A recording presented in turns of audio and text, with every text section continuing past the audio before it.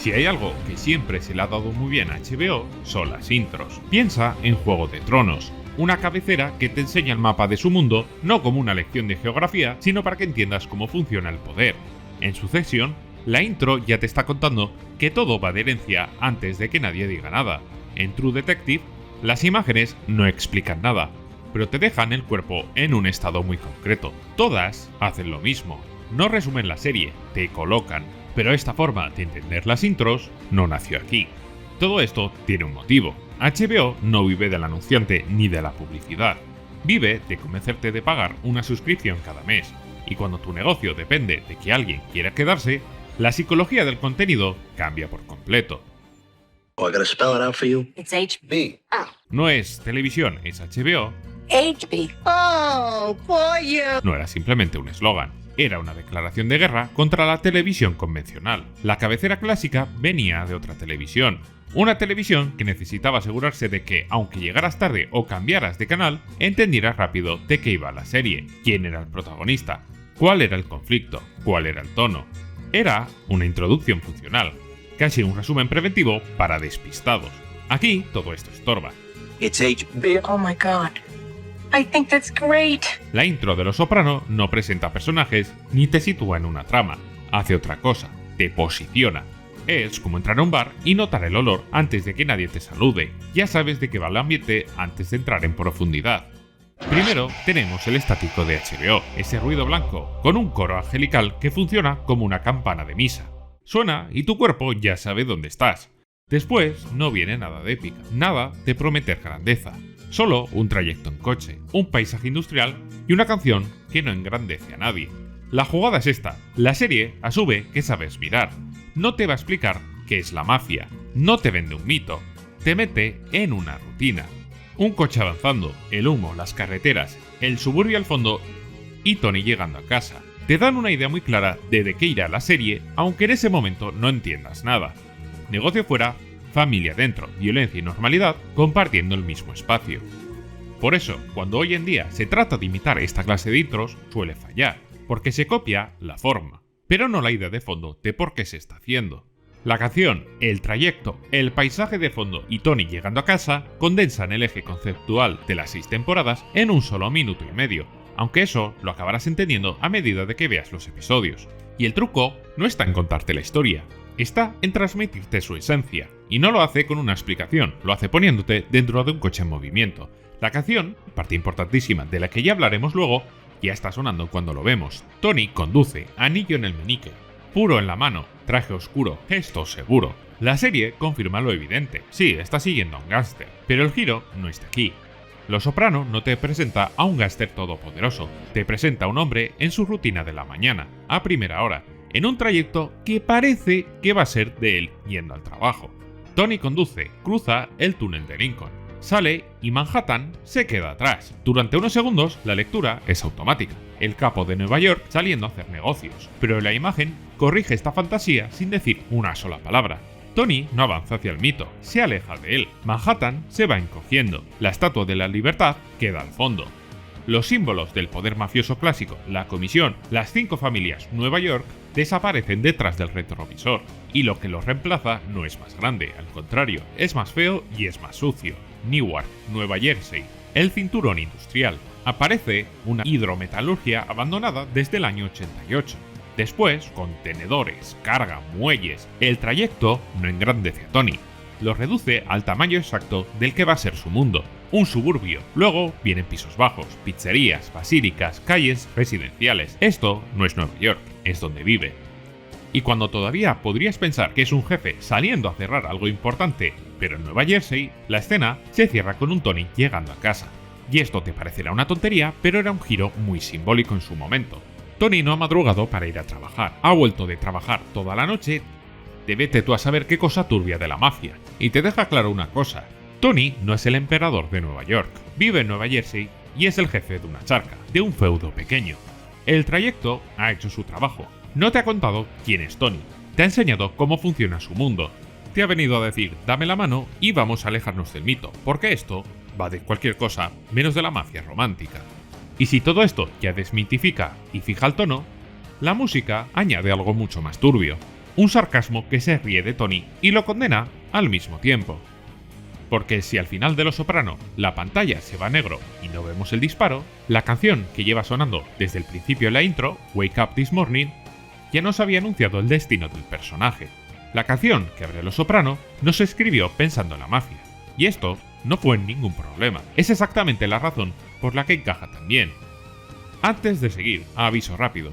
Como todos sabréis, mi pronunciación en inglés es tan criminal como el estilo de vida de Tony. Así que la letra la vamos a comentar en castellano, ya que para entender lo que dice, tampoco hace falta sufrir una tortura. De nada. Y para no repetir la música de fondo, iré dosificando la canción por motivos más que evidentes. Wake Up This Morning no nace como un himno criminal, aunque luego sería usado un poco así. Nace de una historia completamente distinta.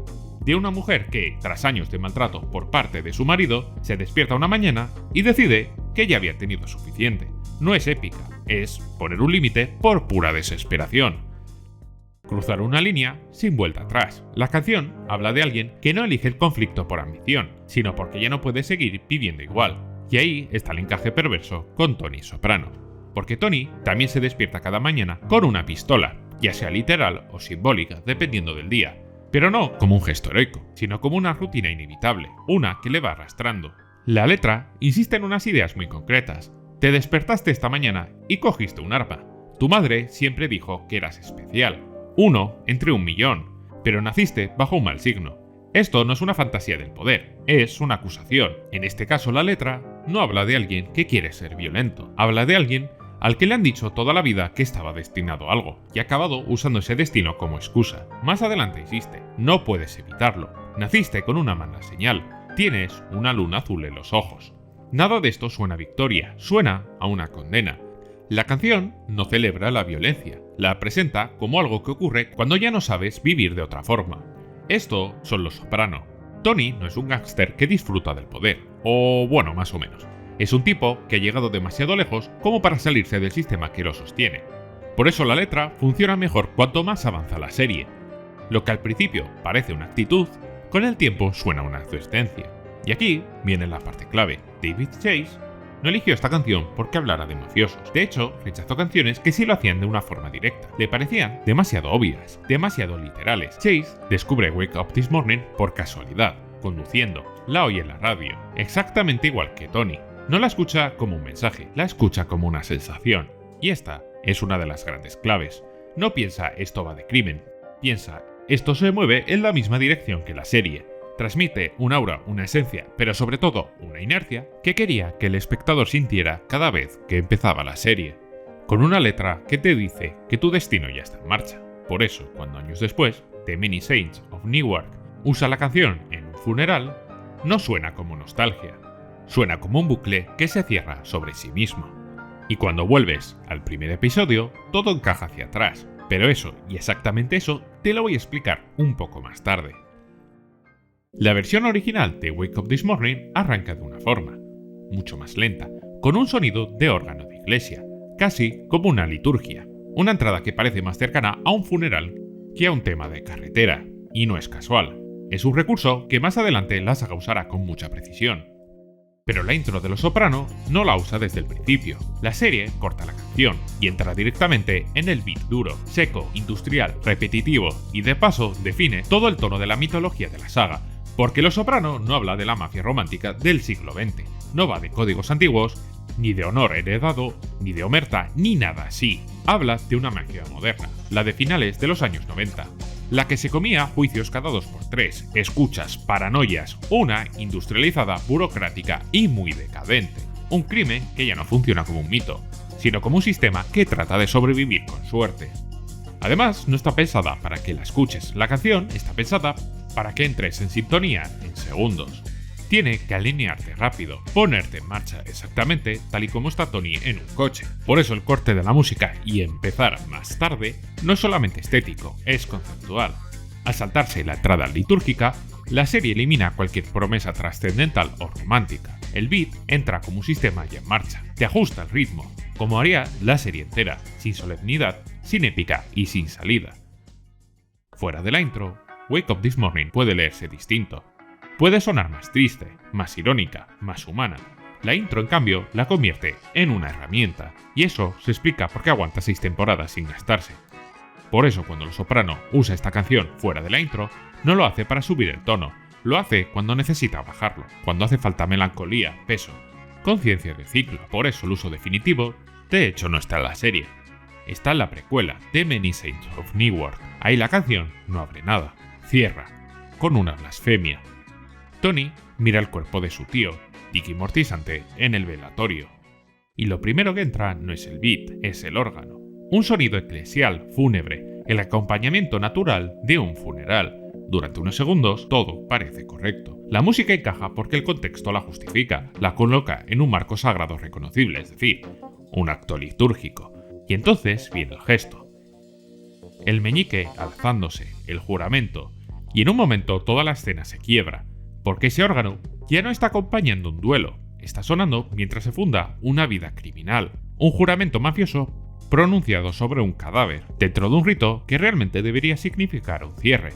La liturgia deja de ser una consagración y se convierte en una profanación. Y después, por encima de todo, entra la voz de Christopher desde la ultratumba. That's the guy, my Uncle Tony. The guy I went to hell for. El mismo Christopher que en la serie ya está muerto, el que carga con las consecuencias de ese mismo juramento, el que narra el final después de haber pagado el precio. Esto es una lectura póstuma del pacto. Ahí entra el beat, el mismo beat seco de la intro, pero ahora ya no habrá un episodio. Certifica que el sistema se vuelve a poner en marcha. Si el final de Los Soprano se construye desde la perspectiva subjetiva de Tony, el corte a negro como una experiencia de una ejecución vivida desde el propio ejecutado, Many Saints cierra desde otra perspectiva igual de precisa, la del origen de un pacto. Sin esta repetición semanal durante años, ese momento no hubiera funcionado, sería solamente otra escena. Y de hecho es lo que mejor funciona de toda la película, para que nos vamos a engañar. Por eso, cuando vuelves al primer episodio, todo encaja hacia atrás. Y es aquí donde se entiende del todo la decisión más valiente de Los Soprano.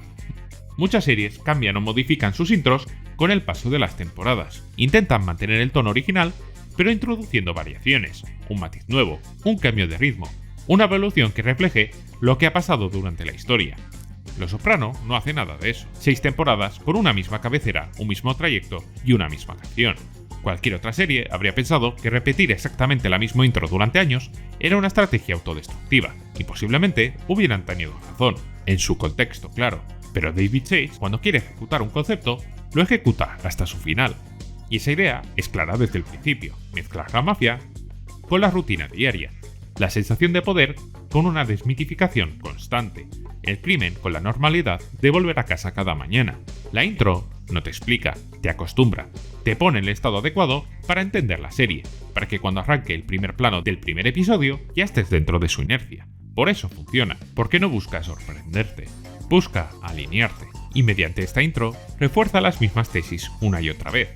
Por eso creó escuela, por eso cambió el tono de la televisión, y por eso todo el boom posterior de series de alta ambición no se entiende sin ella. Porque entendió que la coherencia sostenida es mucho más poderosa que cualquier tipo de giro de guión, y al final todo ya estaba en la letra, solo que no la escuchábamos así al principio. Un hombre que se despierta una mañana bajo un mal signo, con una pistola, no como un gesto heroico, simplemente como la rutina de una mañana más. Si te ha gustado este vídeo, te gustará este otro donde hablo de cómo Los Soprano le quitan el glamour a la mafia, y por qué después de ver esta serie ya no puedes volver a ver los gángsters igual. Dale click y te lo explico.